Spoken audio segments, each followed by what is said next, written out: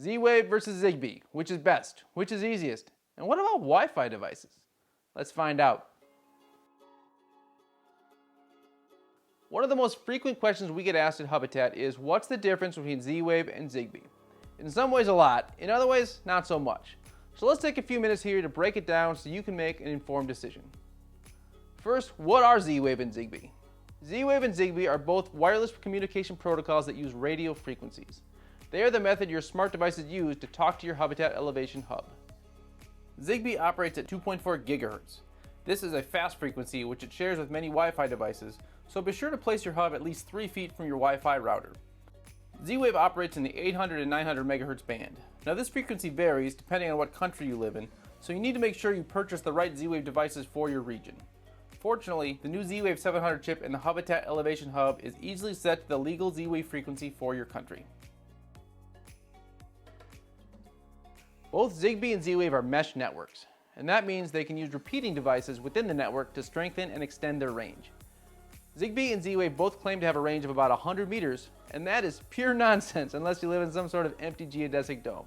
Effectively, if you want your mesh to work well, you'll want to have repeating devices at least every 30 feet, sometimes closer if you have a lot of metal and other obstacles you need to navigate. Adding repeating devices is where Zigbee and Z-Wave start to differentiate themselves. Z-Wave can have up to 4 hops or repeating devices between the device and the hub, but perform best at 2 hops or less. Zigbee can have up to 30 hops, which is unlikely, but it does mean that their mesh seems to hold up better to multiple hops than Z-Wave does. Because Z-Wave is a lower frequency, it does a slightly better job of penetrating brick walls and other obstacles than Zigbee does. And that's something to keep in mind if you live in a place with a lot of brick walls, like an abandoned prison. When we talk about speed for devices, we really want to think in terms of latency. How soon after I walk into a room will the light turn on? Now by the specs, Zigbee is faster. It sends 250 kilobits per second versus Z-Wave, which sends 100 kilobits per second. Now does that mean Zigbee will perform automations twice as fast? Not necessarily.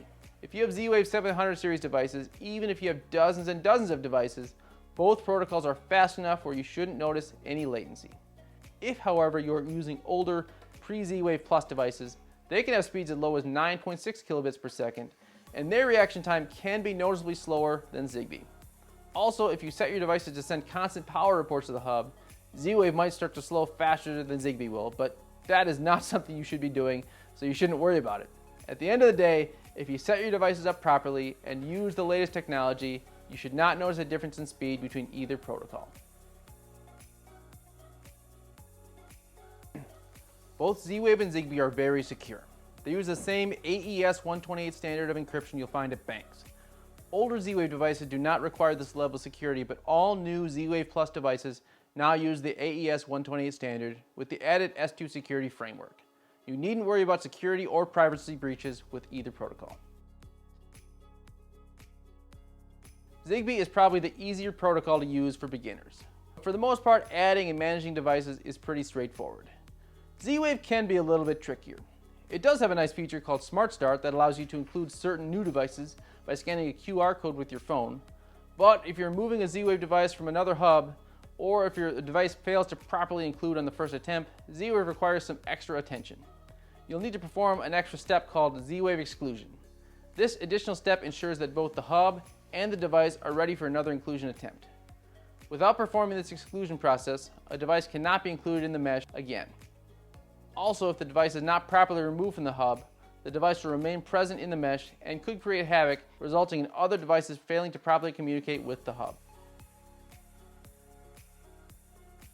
Both Z-Wave and Zigbee offer self-healing features that allow the network to continually find the best mesh route to each device. In addition, Z-Wave allows users to run an on-demand repair of routing tables when devices are moved around the house. Now this can be helpful, but this should not be used as a magic tool to repair devices that have simply been unplugged. Any device should be properly removed from the hub to keep the network running smoothly. So what about Wi-Fi devices? Wi-Fi devices are definitely cheap and easy to find. But if you really want to take advantage of the speed and reliability of a local home automation network, Wi-Fi devices are probably not the way you want to go. Most Wi-Fi devices require data to be sent to their own cloud before going to the hub. Obviously that means if the internet goes down or their cloud goes down, those devices are worthless and they're not going to work at all. And when they do work, there is going to be some additional latency in those automations because of the variation in time it takes for the data to process and then travel to and from the cloud servers on the internet. Professionals are not automating homes with cheap Wi-Fi devices, and neither should you. The bottom line is that both Z-Wave and Zigbee can deliver fast, reliable home automation. Z-Wave definitely requires a more hands-on approach and proper setup, especially as your mesh network grows. There are great devices for both protocols, and you'll find plenty of help for both Z-Wave and Zigbee in our online community at community.hubitat.com. That's it for today. Thanks for watching, and thanks as always for elevating your environment with Hubitat Elevation. Hold on, some of you don't have a Hubitat Elevation hub yet? What are you waiting for? It's fast, it's reliable, it's the best. Get yours now at hubitat.com.